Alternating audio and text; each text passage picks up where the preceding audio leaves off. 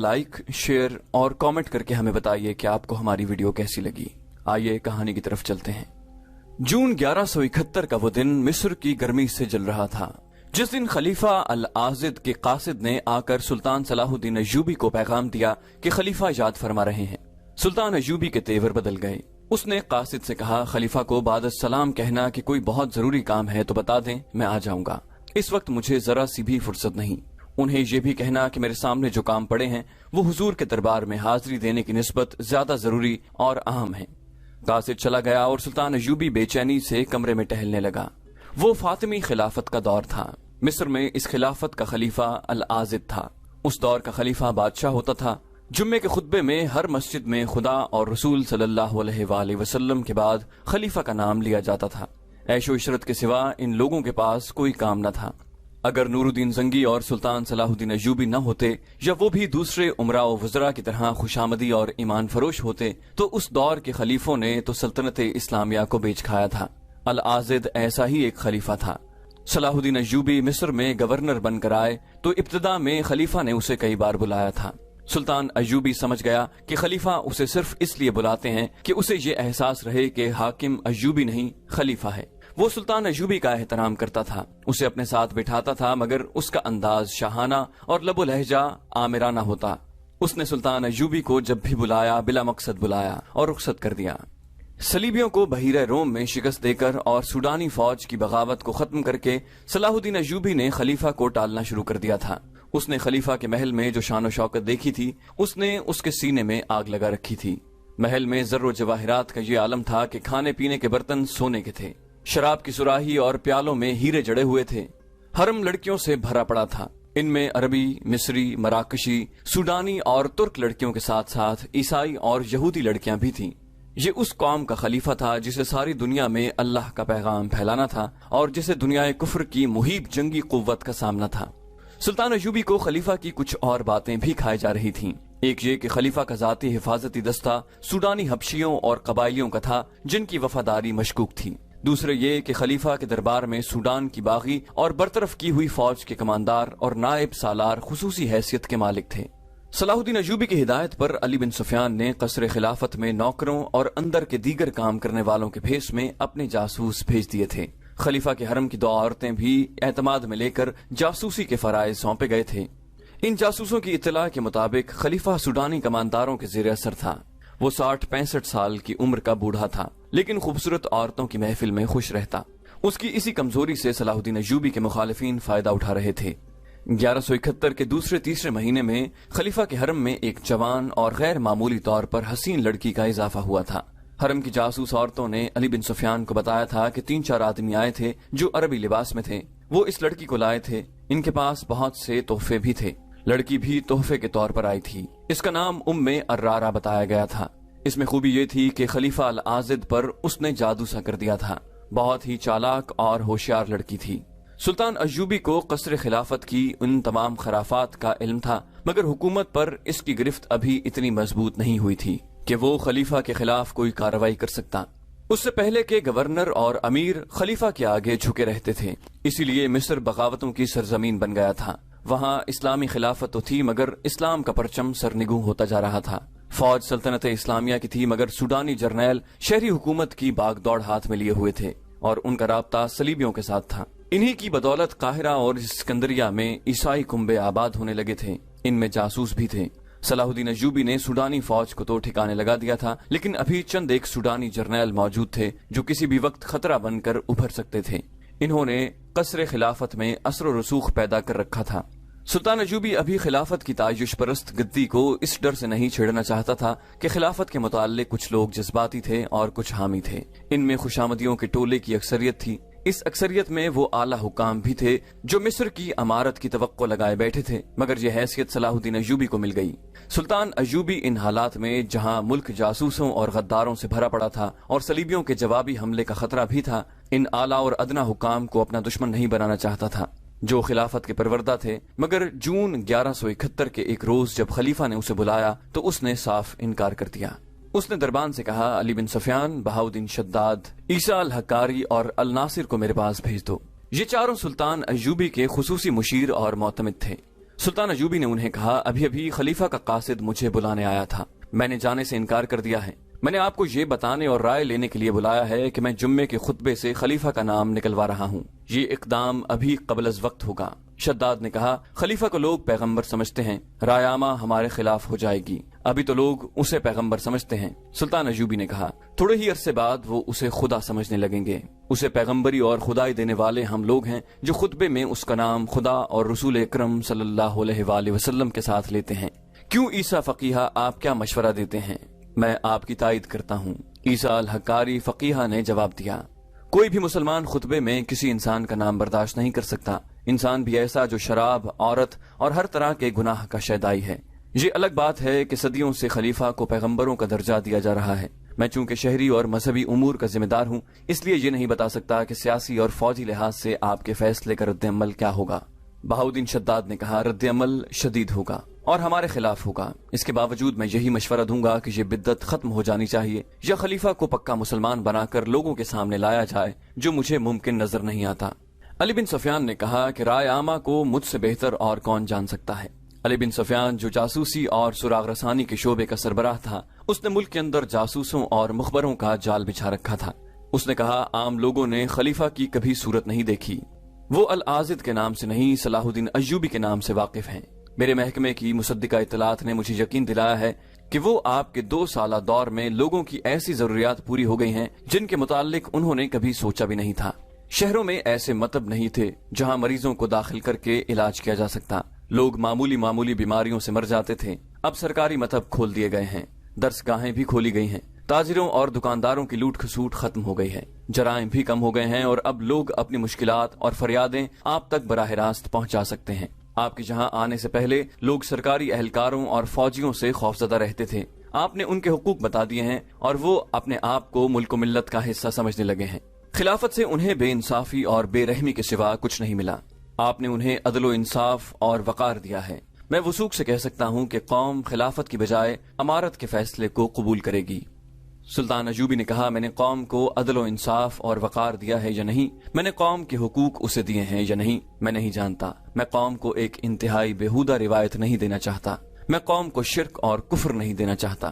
ضروری ہو گیا ہے کہ اس روایت کو توڑ کر ماضی کے کوڑے کرکٹ میں پھینک دیا جائے جو مذہب کا حصہ بن گئی ہے۔ اگر یہ روایت قائم رہی تو یہ بھی ہو سکتا ہے کہ کل پرسوں کوئی اور بھی اپنا نام خطبے میں شامل کر دے، شاید کوئی میرا نام بھی خطبے میں شامل کر دے۔ دیے سے دیا جلتا ہے، لیکن میں اس دیے کو بجھانا چاہتا ہوں جو شرک کی روشنی کو آگے چلا رہا ہے۔ قصر خلافت بدکاری کا اڈا بنا ہوا ہے۔ خلیفہ اس رات بھی شراب پیے ہوئے حرم کے حسن میں بدمست پڑا تھا جس رات سوڈانی فوج نے ہم پر حملہ کیا تھا۔ اگر میری چال ناکام ہو جاتی تو مصر سے اسلام کا پرچم اتر جاتا۔ جب اللہ کے سپاہی شہید ہو رہے تھے اس وقت بھی خلیفہ شراب پیے ہوئے تھا۔ میں اسے احکام کے مطابق یہ بتانے گیا کہ سلطنت پر کیا طوفان آیا تھا اور ہماری فوج نے اس کا دم خم کس طرح توڑا ہے، تو اس نے مست سانڈ کی طرح جھوم کر کہا تھا، شاباش، ہم بہت خوش ہوئے، ہم تمہارے باپ کو خصوصی قاصد کے ہاتھ مبارکباد اور انعام بھیجیں گے۔ میں نے اسے یہ کہا کہ خلیفۃ المسلمین، میں نے اپنا فرض ادا کیا ہے، میں نے یہ فرض اپنے باپ کی خوشنودی کے لیے نہیں، اللہ اور اس کے رسول صلی اللہ علیہ وآلہ وسلم کی خوشنودی کے لیے ادا کیا ہے۔ اس بڈھے خلیفہ نے کہا، صلاح الدین، تم ابھی بچے ہو مگر کام تم نے بڑوں والا کر دکھایا ہے۔ اس نے میرے ساتھ اس طرح بات کی تھی جیسے وہ مجھے اپنا غلام اور اپنے حکم کا پابند سمجھتا ہے۔ یہ بے دین انسان قومی خزانے کے لیے سفید ہاتھی بنا ہوا ہے۔ سلطان ایوبی نے ایک خط نکال کر سب کو دکھایا اور کہا، 6-7 دن گزرے، نور الدین زنگی نے مجھے یہ پیغام بھیجا ہے۔ انہوں نے لکھا ہے کہ خلافت 3 حصوں میں بٹ گئی ہے۔ بغداد کی مرکزی خلافت کا دونوں ماتحت خلیفوں پر اثر ختم ہو چکا ہے۔ آپ یہ خیال رکھیں کہ مصر کا خلیفہ خود مختار حاکم نہ بن جائے، وہ سوڈانیوں اور صلیبیوں سے بھی ساز باز کرنے سے گریز نہیں کرے گا۔ میں سوچ رہا ہوں کہ خلافت صرف بغداد میں رہے اور ذیلی خلیفے ختم کر دیے جائیں، لیکن میں ڈرتا ہوں کہ ان لوگوں نے ہمارے خلاف سازشیں تیار کر رکھی ہیں۔ اگر آپ مصر کے خلیفہ کی بادشاہی اس کے محل کے اندر ہی محدود رکھنے کی کوشش کریں گے تو میں آپ کو فوجی اور مالی امداد دوں گا۔ احتیاط کی بھی ضرورت ہے کیونکہ مصر کے اندر حالات ٹھیک نہیں، مصر میں ایک بغاوت اور بھی ہے، سوڈانیوں پر کڑی نظر رکھیں۔ سلطان ایوبی نے خط پڑھ کر کہا، اس میں کیا شک ہے کہ خلافت سفید ہاتھی ہے؟ کیا آپ دیکھتے نہیں کہ خلیفہ العازد دورے پر نکلتا ہے تو آپ کی آدھی فوج اس کی حفاظت کے لیے ہر طرف پھیلا دی جاتی ہے، لوگوں کو مجبور کیا جاتا ہے کہ وہ خلیفہ کے راستے میں چادریں اور قالین بچھائیں۔ خلیفہ کا حفاظتی دستہ دورے سے پہلے لوگوں کو دھمکیاں دے کر مجبور کرتا ہے کہ ان کی عورتیں اور جوان بیٹیاں خلیفہ پر پھولوں کی پتیاں پھینکیں۔ اس کے دوروں پر خزانے کی وہ رقم تباہ کی جاتی ہے جو ہمیں سلطنت اسلامیہ کے دفاع اور توسیع کے لیے اور قوم کی فلاح و بہبود کے لیے درکار ہے۔ اس کے علاوہ اس پہلو پر بھی غور کرو کہ ہمیں مصری عوام پر، یہاں کے عیسائیوں اور دیگر غیر مسلموں پر یہ ثابت کرنا ہے کہ اسلام شہنشاہوں کا مذہب نہیں، یہ عرب کے صحراؤں کے گڈریوں، کسانوں اور شتربانوں کا سچا مذہب ہے، اور یہ انسان کو انسانیت کا وہ درجہ دینے والا مذہب ہے جو خدا کو عزیز ہے۔ یہ بھی ہو سکتا ہے کہ خلیفہ کے خلاف کارروائی کرنے سے آپ کے خلاف یہ بہتان تراشی ہونے لگے کہ خلیفہ کی جگہ آپ خود حاکم بننا چاہتے ہیں۔ شداد نے کہا، سچ کی ہمیشہ مخالفت ہوتی رہی ہے اور ہوتی رہے گی۔ سلطان ایوبی نے کہا، آج جھوٹ اور باطل کی جڑیں صرف اس لیے مضبوط ہو گئی ہیں کہ مخالفت اور مخالفانہ رد عمل سے ڈر کر لوگوں نے سچ بولنا چھوڑ دیا ہے۔ حق کی آواز سینوں میں دب کر رہ گئی ہے۔ شاہانہ دوروں نے اور شہنشاہیت کے اظہار کے اوچھے طریقوں نے رعایا کے دلوں سے وہ وقار ختم کر دیا ہے جو قوم کا ترہ امتیاز تھا۔ عوام کو بھوکا رکھ کر اور ان پر زبردستی اپنی حکمرانی ٹھونس کر انہیں غلامی کی ان زنجیروں میں باندھا جا رہا ہے جنہیں ہمارے رسول اکرم صلی اللہ علیہ وآلہ وسلم نے توڑا تھا۔ ہمارے بادشاہوں نے قوم کو اس پستی تک پہنچا دیا ہے کہ یہ بادشاہ اپنی عیاشیوں کی خاطر صلیبیوں سے دوستانہ کر رہے ہیں، ان سے پیسے مانگتے ہیں اور صلیبی آہستہ آہستہ سلطنت اسلامیہ پر قابض ہوتے چلے جا رہے ہیں۔ آپ نے شداد مخالفت کی بات کی ہے، ہمیں مخالفت سے ڈرنا نہیں چاہیے۔ سلطان ایوبی کے نائب سالار الناصر نے کہا، قابل صد احترام امیر، ہم مخالفت سے نہیں ڈرتے۔ آپ نے ہمیں میدان جنگ میں دیکھا ہے، ہم اس وقت بھی نہیں ڈرے تھے جب ہم محاصرے میں لڑے تھے، ہم بھوکے اور پیاسے بھی لڑے تھے، صلیبیوں کے طوفان ہم نے اس حالت میں بھی روکے تھے جب ہماری تعداد کچھ بھی نہیں تھی۔ مگر آپ کو آپ کی ہی کہی ہوئی ایک بات یاد دلانا چاہتا ہوں۔ آپ نے ایک بار کہا تھا کہ حملہ جو باہر سے آتا ہے اسے ہم قلیل تعداد میں بھی روک سکتے ہیں، لیکن حملہ جو اندر سے ہوتا ہے، اور جب حملہ آور اپنی قوم کے افراد ہوتے ہیں تو ہم ایک بار تو چونک اٹھتے ہیں اور سن ہو جاتے ہیں کہ یا خدائے ذوالجلال یہ کیا ہوا۔ قابل احترام امیر مصر، جب ملک کے حاکم ملک کے دشمن ہو جائیں تو آپ کی تلوار نیام کے اندر تڑپتی رہے گی، باہر نہیں آئے گی۔ سلطان ایوبی نے کہا، آپ نے بالکل درست کہا الناصر، میری تلوار نیام میں تڑپ رہی ہے، یہ اپنے حاکموں کے خلاف باہر نہیں آنا چاہتی۔ میرے دل میں قوم کے حکمرانوں کا ہمیشہ احترام رہا ہے۔ ملک کا حکمران قوم کی عظمت کا نشان ہوتا ہے، قوم کے وقار کی علامت ہوتا ہے، لیکن آپ سب غور کریں کہ ہمارے حکمرانوں میں کتنی کچھ عظمت اور کتنا کچھ وقار رہ گیا ہے۔ میں صرف خلیفہ العازد کی بات نہیں کر رہا، علی بن سفیان سے پوچھو، اس کا محکمہ موصل، حلب، دمشق، مکہ اور مدینہ منورہ کی جو خبریں لایا ہے وہ یہ ہے کہ خلافت کی تعیش پرستی کی وجہ سے جہاں جہاں کوئی امیر حاکم ہے وہ وہاں کا مختار کل بن گیا ہے۔ سلطنت اسلامیہ ٹکڑوں میں بڑھتی جا رہی ہے۔ خلافت اس قدر کمزور ہو گئی ہے کہ اس نے عمرا اور حکام کو ذاتی سیاست بازیوں کے لیے استعمال کرنا شروع کر دیا ہے۔ میں اس خطرے سے بے خبر نہیں کہ قوم کے بکھرے ہوئے شیرازے کو ہم یکجا کرنے کی کوشش کریں گے تو یہ اور بکھر جائے گا، ہمارے سامنے پہاڑ کھڑے ہو جائیں گے، لیکن میں گھبراؤں گا نہیں، اور مجھے امید ہے کہ آپ بھی نہیں گھبرائیں گے۔ میں آپ کے مشورے کا احترام کروں گا، لیکن میں آئندہ خلیفہ کے بلاوے پر صرف اس صورت میں جاؤں گا جب کوئی ضروری کام ہوگا۔ فوری طور پر میں خطبے سے خلیفہ کا نام اور ذکر نکلوا رہا ہوں۔ سب نے سلطان ایوبی کے اس اقدام کی حمایت کی اور اسے اپنی پوری مدد اور ہر طرح کی قربانی دینے کا یقین دلایا۔ خلیفہ العازد اس وقت اپنے ایک خصوصی کمرے میں تھا جب قاصد نے اسے بتایا کہ سلطان ایوبی نے یہ پیغام بھیجا ہے کہ اگر کوئی ضروری کام ہے تو میں آ سکتا ہوں، ورنہ میں بہت مصروف ہوں۔ خلیفہ آگ بگولا ہو گیا۔ اس نے قاصد سے کہا کہ رجب کو میرے پاس بھیج دو۔ رجب اس کے حفاظتی دستے کا کماندار تھا جس کا عہدہ نائب سالار جتنا تھا۔ وہ مصر کی فوج کا افسر تھا۔ اسے خلیفہ کے باڈی گارڈز کی کمان دی گئی تھی۔ اس نے قصر خلافت اور خلیفہ کے حفاظتی دستوں میں چن چن کر سوڈانی حبشیوں کو رکھا تھا۔ وہ سلطان ایوبی کے مخالفین میں سے اور خلیفہ کے خوشامدیوں میں سے تھے۔ اس وقت خلیفہ کے اس خصوصی کمرے میں ارارہ موجود تھی جب قاصد صلاح الدین ایوبی کا جواب لے کر آیا تھا۔ اس نے خلیفہ سے کہا، صلاح الدین آپ کا نوکر ہے، آپ نے اسے سر چڑھا رکھا ہے، آپ کیوں نہیں اسے معزول کر دیتے؟ کیوں نہیں اپنے سپاہی بھیج کر اسے حراست میں یہاں بلوا لیتے؟ خلیفہ نے غصے کے عالم میں کہا، اس لیے کہ اس کے نتائج اچھے نہیں ہوں گے، فوج اس کی کمان میں ہے، وہ میرے خلاف فوج استعمال کر سکتا ہے۔ اتنے میں رجب آ گیا۔ اس نے جھک کر فرشی سلام کیا۔ العازد نے غصے سے کانپتی ہوئی آواز میں اسے کہا، میں پہلے ہی جانتا تھا کہ یہ کمبخت خود سر اور سرکش آدمی ہے، یہ صلاح الدین ایوبی۔ میں نے اسے بلایا تو یہ کہہ کر آنے سے انکار کر دیا کہ کوئی ضروری کام ہے تو میں آؤں گا، ورنہ آپ کا بلاوا میرے لیے کوئی معنی نہیں رکھتا، کیونکہ میرے سامنے ضروری کام پڑے ہیں۔ غصے میں بولتے بولتے اسے ہچکی آئی، پھر کھانسی اٹھی اور اس نے دل پر ہاتھ رکھ لیا۔ اس کا رنگ زرد ہو گیا۔ اس حالت میں کمزور سی آواز میں کہا، بدبخت کو یہ بھی احساس نہیں رہا کہ میں بیمار ہوں۔ میرا دل مجھے لے بیٹھے گا، میرے لیے غصہ ٹھیک نہیں۔ مجھے اپنی صحت کا غم کھائے جا رہا ہے اور اسے اپنے کاموں کی پڑی ہے۔ آپ نے اسے کیوں بلایا تھا؟ رجب نے پوچھا۔ میں نے اسے صرف اس لیے بلایا تھا کہ اسے احساس رہے کہ اس کے سر پر ایک حاکم بھی ہے۔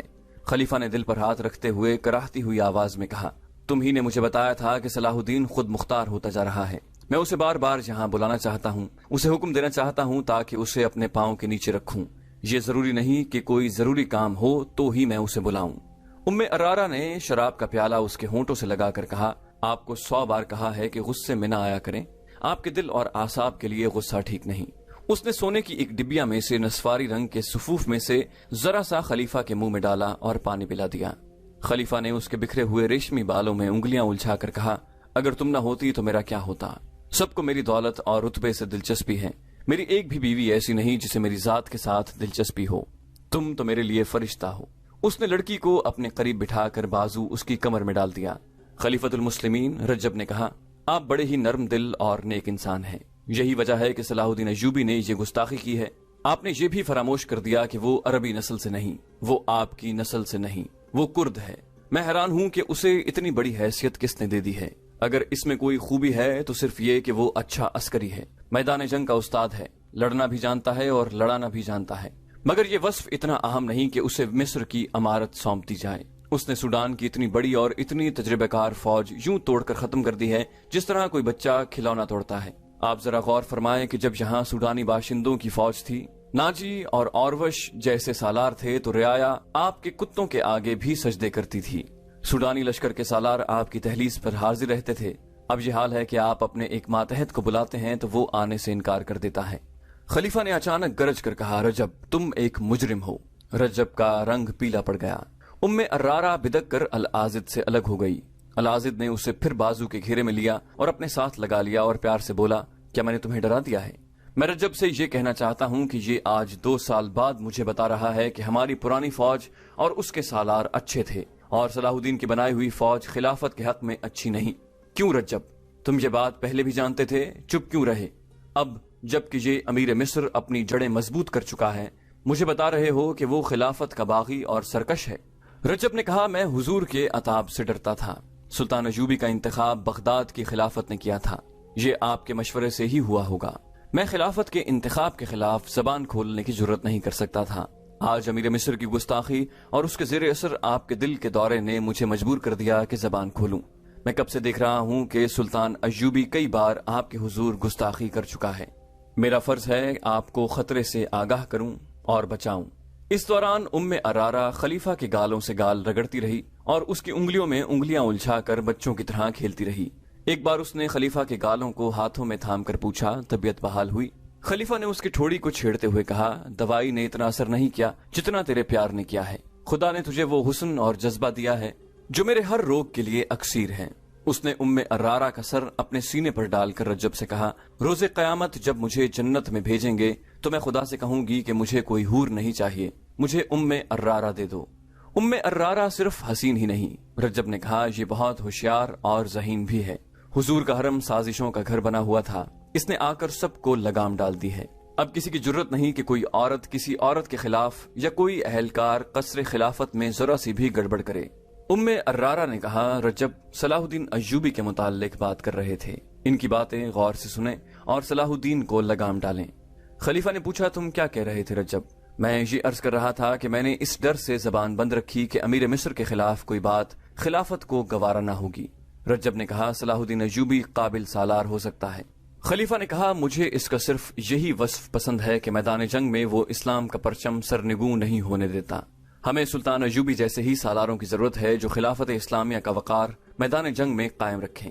رجب نے کہا، میں گستاخی کی معافی چاہتا ہوں خلیفۃ المسلمین، خلافت نے ہمیں میدان جنگ میں نہیں آزمایا۔ صلاح الدین ایوبی کے متعلق میں یہ کہنے کی جرت کروں گا کہ وہ خلافت اسلامیہ کے وقار کے لیے نہیں بلکہ اپنے وقار کے لیے لڑتا ہے۔ آپ فوج کے سالار سے سپاہی تک پوچھ لیں، صلاح الدین انہیں یہ سبق دیتا رہتا ہے کہ وہ ایسی سلطنت اسلامیہ کے قیام کے لیے لڑیں جس کی سرحدیں لامحدود ہوں۔ صاف ظاہر ہے کہ وہ ایسی سلطنت کے خواب دیکھ رہا ہے جس کا بادشاہ وہ خود ہوگا۔ نور الدین زنگی اس کی پشت پناہی کر رہا ہے۔ اس نے صلاح الدین کے ہاتھ مضبوط کرنے کے لیے 2000 سواروں اور اتنے ہی پیادہ عسکریوں کی فوج بھیجی ہے۔ کیا اس نے خلیفہ بغداد کی اجازت سے یہ فوج بھیجی تھی؟ کیا خلافت کا کوئی ایلچی آپ سے مشورہ لینے آیا تھا کہ مصر میں فوج کی ضرورت ہے یا نہیں؟ جو کچھ ہوا خلافت سے بالا ہوا۔ خلیفہ نے کہا کہ تم ٹھیک کہتے ہو، مجھ سے نہیں پوچھا گیا تھا، اور مجھے اب خیال آیا ہے کہ ادھر سے آئی ہوئی اتنی زیادہ کمک واپس نہیں بھیجی گئی۔ واپس اس لیے نہیں بھیجی گئی کہ یہ کمک مصر پر گرفت مضبوط کرنے کے لیے بھیجی گئی تھی اور اسی لیے یہاں رکھی گئی ہے۔ رجب نے کہا مصر کی پرانی فوج کے سپاہیوں کو کسان اور بھکاری بنانے کے لیے یہ کمک آئی تھی۔ ناجی، اوروش، کاکیش، عبد جزدان، ابیازر اور ان جیسے 8 اور سالار کہاں ہیں؟ حضور نے کبھی سوچا نہیں۔ ان سب کو صلاح الدین ایوبی نے خفیہ طور پر قتل کرا دیا تھا۔ ان کا قصور صرف یہ تھا کہ وہ صلاح الدین ایوبی سے زیادہ قابل سالار تھے۔ یہ قتل کس کی گردن پر ہے؟ صلاح الدین نے حاکموں کی مجلس میں کہا تھا کہ خلیفہ مصر نے ان سب کو غداری اور بغاوت کے جرم میں سزائے موت دے دی ہے۔ خلیفہ نے بھڑک کر کہا جھوٹ، سفید جھوٹ۔ مجھے صلاح الدین نے بتایا تھا کہ یہ سب غدار ہیں۔ میں نے اسے کہا تھا کہ گواہ لاؤ اور مقدمہ چلاؤ۔ اس نے مقدمہ چلائے بغیر وہ فیصلہ خود کیا جو خلافت کی مہر کے بغیر بیکار ہوتا ہے۔ رجب نے کہا ان بدقسمت سالاروں کا جرم یہ تھا کہ انہوں نے صلیبی بادشاہ سے رابطہ قائم کیا تھا۔ ان کا مقصد کچھ اور تھا، وہ یہ تھا کہ صلیبیوں سے بات چیت کر کے جنگ و جدل ختم کیا جائے اور اب اپنے ملک اور رعایا کی خوشحالی اور فلاح و بہبود کی طرف توجہ دے سکیں۔ آپ شاید تسلیم نہ کریں مگر یہ حقیقت ہے کہ صلیبی ہمیں اپنا دشمن نہیں سمجھتے۔ وہ ہمارے خلاف جنگی طاقت صرف اس لیے تیار رکھتے ہیں کہ نور الدین زنگی اور شیرکوہ جیسے مسلمانوں سے انہیں حملے کا خطرہ رہتا ہے۔ شیرکوہ مر گیا تو صلاح الدین ایوبی کو اپنی جگہ چھوڑ گیا۔ یہ شخص شیرکوہ کا پروردہ ہے۔ اس نے ساری عمر عیسائی قوم سے لڑتے اور اسلام کے دشمن پیدا کرتے اور دشمنوں میں اضافہ کرتے گزاری ہے۔ اگر صلاح الدین ایوبی کی جگہ مصر کا امیر کسی اور کو مقرر کیا جاتا تو آج عیسائی بادشاہ آپ کے دربار میں دوستوں کی طرح آتے، قتل و غارت نہ ہوتی، اتنے پرانے اور تجربہ کار سالار قتل ہو کر گمنام نہ ہو جاتے۔ خلیفہ نے کہا مگر رجب، صلیبیوں نے بحیرہ روم سے حملہ جو کیا تھا۔ رجب نے کہا صلاح الدین ایوبی نے ایسے حالات پیدا کیے تھے کہ صلیبی حملے میں پہل کرنے پر مجبور ہو گئے۔ صلاح الدین ایوبی کو معلوم تھا کہ حملہ آ رہا ہے کیونکہ حالات اسی نے پیدا کیے تھے، اسی لیے اس نے حملہ روکنے یعنی دفاع کا انتظام پہلے سے کر رکھا تھا۔ یہ شخص فرشتہ تو نہیں تھا کہ اسے غیب کا حال معلوم ہو گیا تھا۔ اس نے ایک ایسا ناٹک کھیلا تھا جس میں ہزارہا بچے یتیم اور ہزارہا عورتیں بیوہ ہو گئیں۔ اس پر آپ نے اسے میری موجودگی میں خراج تحسین پیش کیا۔ پھر اس نے سوڈانی فوج کو جو آپ کی وفادار تھی جنگی مشق کے بہانے رات کو باہر نکالا اور اندھیرے میں اس پر اپنی نئی فوج سے حملہ کر دیا۔ مشہور یہ کیا کہ ناجی کی فوج نے بغاوت کر دی تھی، اس پر بھی آپ نے اسے خراج تحسین پیش کیا۔ آپ اتنے سادہ دل اور مخلص ہیں کہ آپ اس چال اور اس دھوکے کو سمجھ نہ سکے۔ اس دوران ارارا جو عرب کے حسن کا شاہکار تھی خلیفہ العازد کے ساتھ بڑی معصومیت سے کچھ ایسی فحش حرکتیں کر رہی تھی کہ العازد پر شراب کا نشہ دگنا ہو گیا۔ اس کی ذہنی کیفیت اس لڑکی کے قبضے میں تھی۔ رجب کی باتیں اور دلیلیں اس کے دماغ میں اترتی جا رہی تھیں۔ اس کی زیادہ تر توجہ ارارا پر مرکوز تھی۔ رجب کی باتیں تو وہ ضمنی طور پر سن رہا تھا۔ رجب نے صلاح الدین ایوبی پر ایک انتہائی بےہودہ وار کیا۔ اس نے کہا اس نے ایک اور فریب کاری شروع کر رکھی ہے، کسی خوبصورت اور جوان لڑکی کو پکڑ کر اس کی آبرو ریزی کرتا ہے اور چند دن عیش کر کے اسے یہ کہہ کر مروا دیتا ہے کہ یہ جاسوس ہے۔ عیسائیوں کے خلاف قوم میں نفرت پیدا کرنے کے لیے اس نے فوج اور عوام میں یہ مشہور کر رکھا ہے کہ صلیبی اپنی لڑکیوں کو مصر میں جاسوسی کے لیے بھیجتے ہیں اور وہ بدکار عورتوں کو بھی یہاں بھیجتے ہیں جو قوم کا اخلاق تباہ کرتی ہیں۔ میں اسی ملک کا باشندہ ہوں، یہاں جتنے قیبہ خانے ہیں وہاں مصری اور سوڈانی عورتیں ہیں۔ اگر کوئی عیسائی عورت ہے تو وہ کسی کی جاسوس نہیں، یہ اس کا پیشہ ہے۔ مجھے حرم کی 3-4 لڑکیوں نے بتایا ہے کہ صلاح الدین ایوبی نے انہیں اپنے گھر بلایا اور خراب کیا تھا۔ ارارا نے کہا۔ خلیفہ بھڑک اٹھا اور کہا میرے حرم کی لڑکیاں، تم نے مجھے پہلے کیوں نہیں بتایا؟ ارارا نے کہا اس لیے کہ آپ کی بیماری میں یہ خبر آپ کے لیے اچھی نہیں تھی۔ اب بھی یہ بات میرے منہ سے بے اختیار نکل گئی ہے۔ میں نے ایسا انتظام کر دیا ہے کہ اب کوئی لڑکی کسی کے بلانے پر باہر نہیں جا سکتی۔ خلیفہ نے کہا میں اسے ابھی بلا کر درے لگواؤں گا، میں انتقام لوں گا۔ رجب نے کہا انتقام لینے کے طریقے اور بھی ہیں۔ اس وقت عوام صلاح الدین کے ساتھ ہے، یہ لوگ آپ کے خلاف ہو جائیں گے۔ خلیفہ نے کہا تو کیا میں اپنی یہ توہین برداشت کر لوں؟ رجب نے کہا نہیں، اگر آپ مجھے اجازت دیں اور میری مدد کریں تو میں صلاح الدین کو اسی طرح غائب کر دوں گا जिस तरह उसने मिस्र की पुरानी फौज के सालारों को गुम कर दिया है। खलीफा ने पूछा, ये काम तुम किस तरह करोगे? रजब ने कहा, ये काम हशीशीन करके दिखाएंगे, वो रकम बहुत ज्यादा तलब करते हैं। खलीफा ने कहा, रकम का मुतालिबा जिस कदर होगा वो मैं दूंगा, तुम इंतजाम करो।